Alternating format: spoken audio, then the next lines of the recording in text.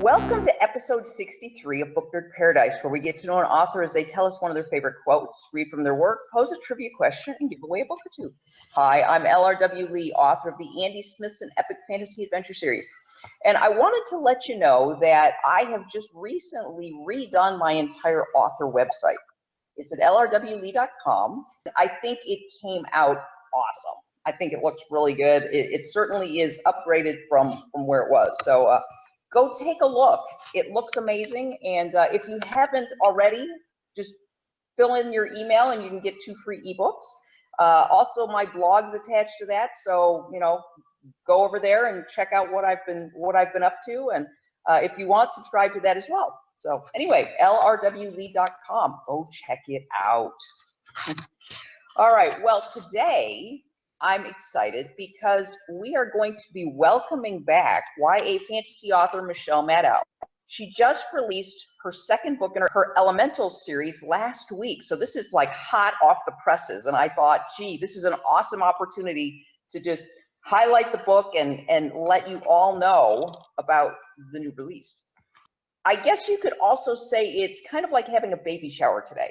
And like a baby shower, we're going to get to know the newborn and a little about it. She appeared first in episode 52, showcasing her first book in the Elementals series, which was Prophecy of Shadows.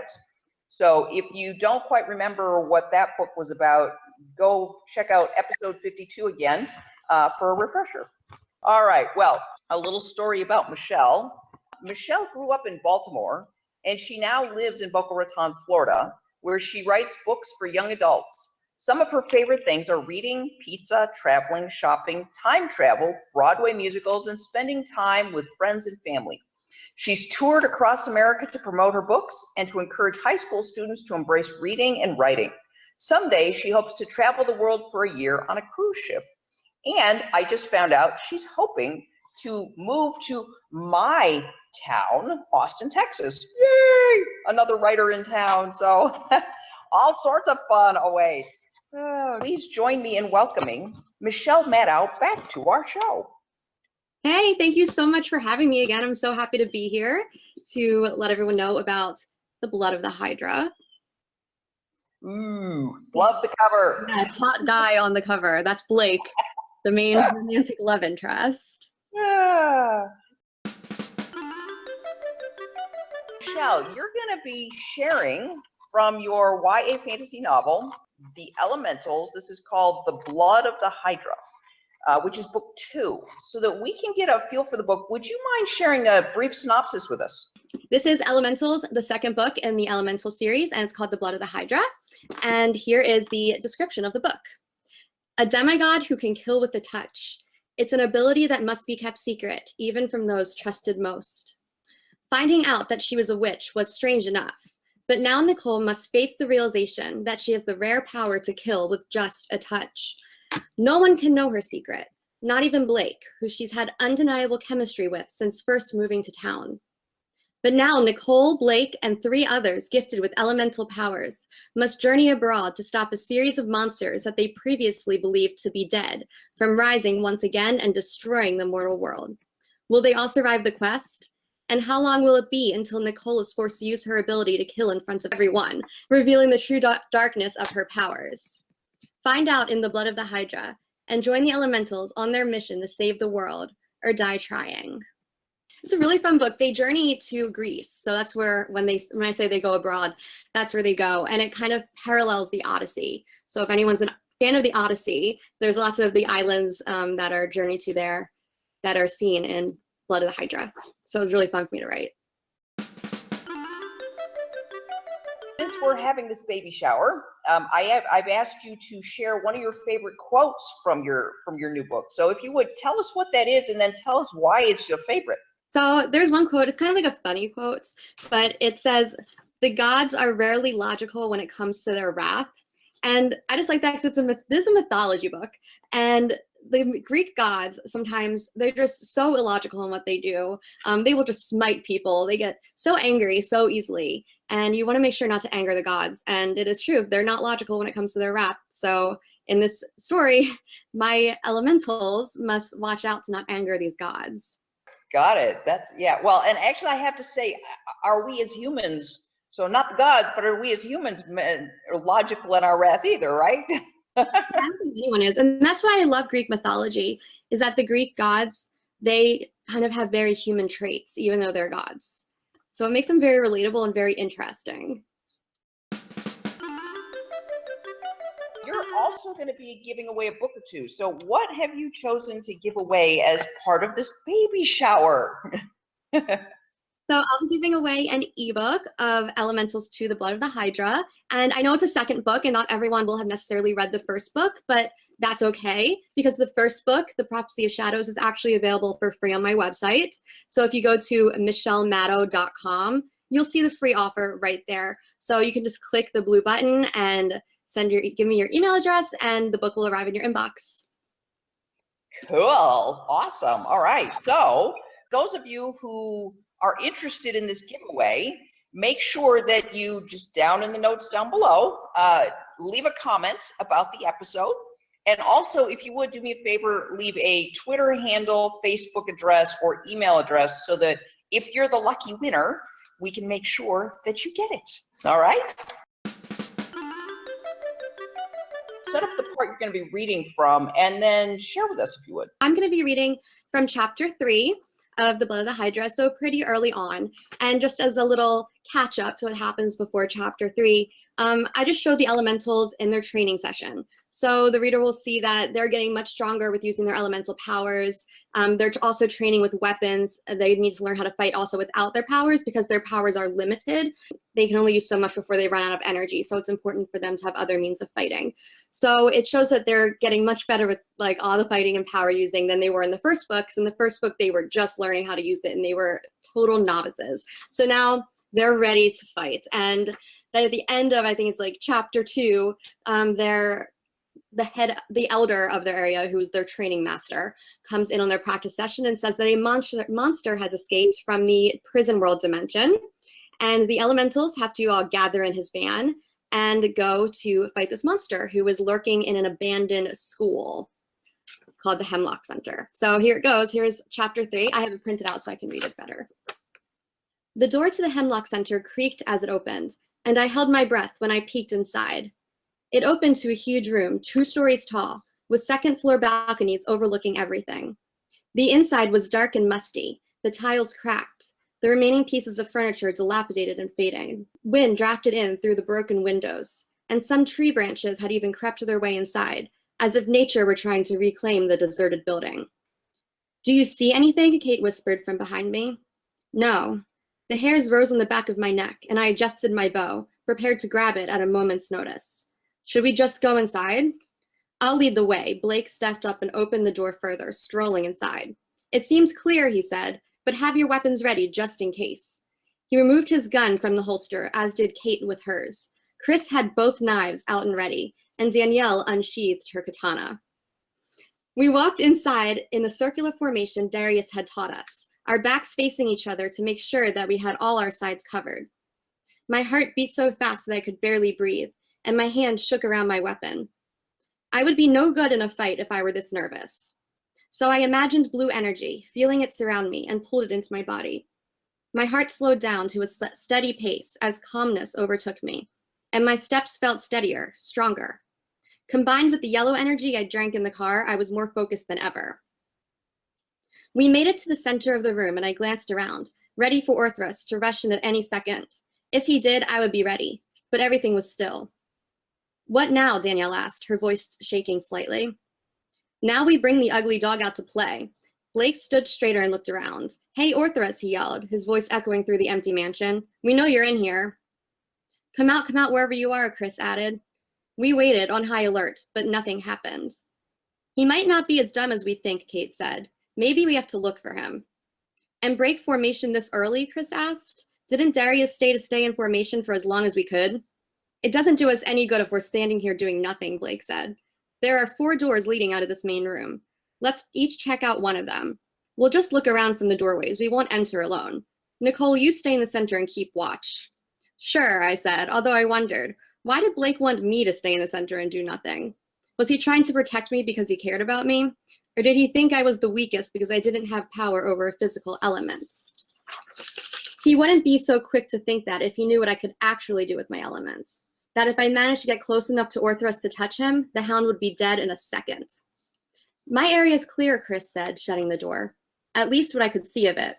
Mine too, Kate said. Nothing in there looked like it had been touched in years. Then I heard something from up on the balcony, a low rumbling growl. I raised my bow up, an arrow ready to shoot in the general direction. Did any of you hear that? I whispered. Chris stepped next to me, his knives ready. Hear what? He asked. Another growl rumbled through the second floor, louder this time. Then the familiar figure of Orthrus stepped onto the balcony, all two growling, drooling heads of him. He snapped his jaw and narrowed his eyes at us, lowering himself down to the ground as if getting ready to pounce. Don't even think about it, Blake said, raising his gun and shooting straight at the hound. The shot should have been perfect, straight in the chest, but the hound flicked its metallic scorpion tail forward, pinging it against the bullet and sending it boomeranging in our direction. I didn't have time to process what was happening before Chris's hands were outstretched in front of him and the bullet was floating in front of my eyes. He plucked it from the air and dropped it to the floor. Lucky for you, I've been practicing that with Kate, he said to me, because I'm not sure your healing powers would have been strong enough to fix a bullet to the brain. Let's not test it out, I said, letting an arrow loose and sending it straight to the hound. It buried itself in its foot, below where the tail could reach, and the head closest to it let out a long howl.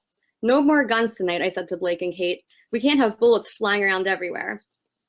No arguments here. Blake shoved his gun into the holster and pulled out his lighter, flicking it on and balancing a fireball in his hands. I'm better with my powers anyway. He sent the fireball flying at the hound, but the hound leaped off the balcony and the fire hit the wall behind it instead. The hound landed in the center of the floor, the tile cracking below its paws.